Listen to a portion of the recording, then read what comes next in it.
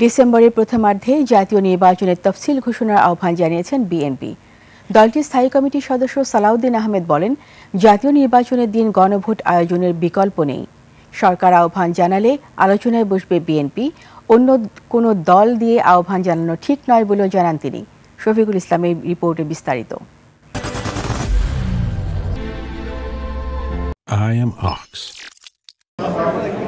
রাজধানীর diploma engineer ইনস্টিটিউটে জাতীয় বিপ্লব ও সংহতি দিবস উপলক্ষে ছাত্রদল আয়োজিত আলোচনা সভা। অংশ নেন বিএনপির সিনিয়র নেতা সহ ছাত্রদলের ঢাকা ও এর আশপাশের বিভিন্ন ইউনিটের নেতাকর্মীরা। ছাত্রদলের কেন্দ্রীয় নেতারা বলেন, শহীদ রাষ্ট্রপতি জিয়াউর রহমানের আদর্শকে ধারণ করে গণতন্ত্র রক্ষায় কাজ করবেন তারা। সমাজনীতি, অর্থনীতি, রাজনীতিতে যখন ভঙ্গুর দশা বিরাজ করছিল, ঠিক তখনই সিপাহী জনতার স্বতঃস্ফূর্ত অংশগ্রহণের মাধ্যমে ৭ নভেম্বর ঐতিহাসিক বিপ্লব সংগঠিত হয়েছিল। ৭১-এর পরাজিত শক্তি আর ২৪-এর পরাজিত শক্তি মিলে বাংলাদেশকে অনিবার্য বিপদের দিকে ঠেলে দিতে যাচ্ছে। এই ষড়যন্ত্র ছাত্রদল সজাগ থাকতে সফল হতে দেব না ইনশাআল্লাহ। সে ৭ নভেম্বরের পর পুরো জাতিকে এক এবং ঐক্যবদ্ধভাবে এক সুতোয় গাঁথতে তিনি সমর্থ হয়েছিলেন। এখানে শহীদ রাষ্ট্রপতি জিয়াউর রহমান বারবার প্রাসঙ্গিক।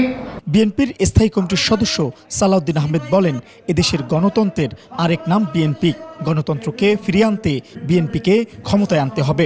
আগামী ফেব্রুয়ারির প্রথমার্ধে বাংলাদেশের জাতীয় সংসদ নির্বাচন অনুষ্ঠানের জন্য সেটা বাস্তবায়নের লক্ষ্যে ডিসেম্বরের প্রথমার্ধেই আশা করি আপনারা তফসিল ঘোষণার জন্য নির্বাচন কমিশনকে আহ্বান জানাবেন।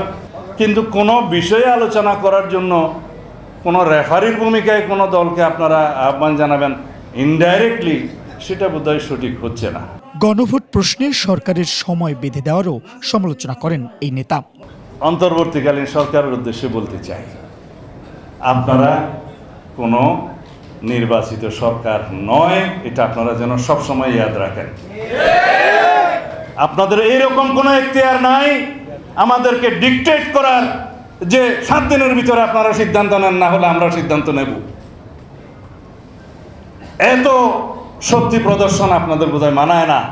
গণতান্ত্রিকভাবে আপনারা নিরপেক্ষতার সাথে আগামী দিনের একটি সুষ্ঠু সুন্দর নির্বাচন অনুষ্ঠানের জন্য সকল যাবতীয় কর্মকাণ্ড করেন। আমরা আপনাদেরকে সমর্থন করেছি, করব ওই সীমারেখার মধ্যে। আপনাদের সীমারেখা হচ্ছে যে আপনারা একটি ঐতিহাসিক নির্বাচন অনুষ্ঠান করবেন, সেটা গণভোট একই দিনে হতে হবে, এর কোনো বিকল্প নাই। ভারতে বসে আওয়ামী লীগের কর্মসূচি দেয়া পাগলের প্রলাপ বলেও মন্তব্য করেন সালাউদ্দিন আহমেদ। তাদের আহ্বানে সাড়া দিয়ে লকডাউন করবে, তাহলে আপনাদেরকে 5ই আগস্ট বিদায় করে দিল কেন? শফিকুল ইসলাম, 21 টেলিভিশন, ঢাকা।